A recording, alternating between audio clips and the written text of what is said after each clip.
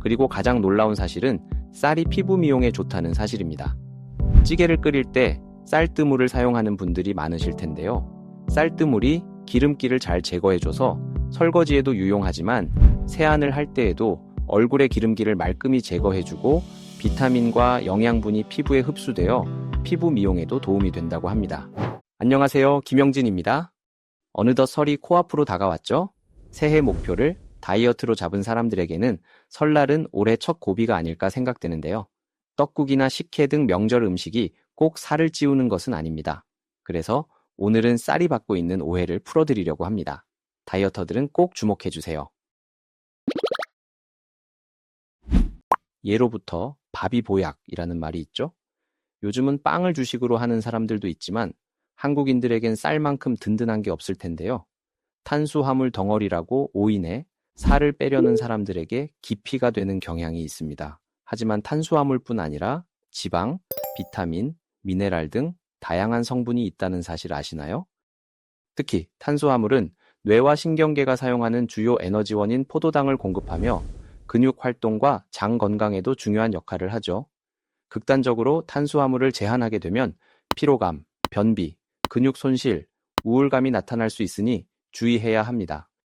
또한 쌀이 당뇨 환자에게 좋지 않다는 인식이 있는데요. 오히려 밀가루로 만든 빵에 비해 인슐린 분비를 자극하지 않는다고 하죠. 쌀의 풍부한 라이신이 콜레스테롤 수치를 조절하는 효과까지 있다고 합니다. 동의보감에도 쌀에 대한 이야기는 빠지지 않는데요. 쌀은 위장을 편안하게 해주고 설사를 그치게 해준다는 내용이 적혀 있습니다. 식이섬유가 풍부해 잔군동을 촉진시켜 변비를 예방하고 장은 튼튼하게 해줘서 배탈을 낫게 하는 거죠. 우리가 예로부터 배탈이 나면 쌀을 이용해 죽을 먹는 것이 이런 이유 때문입니다. 특히 만성적인 소화 기능 장애를 겪는 자가 면역 질환자들에게도 쌀은 기력 회복과 약해진 소화 기능을 다스리는 데 좋습니다. 그리고 가장 놀라운 사실은 쌀이 피부 미용에 좋다는 사실입니다. 찌개를 끓일 때 쌀뜨물을 사용하는 분들이 많으실 텐데요.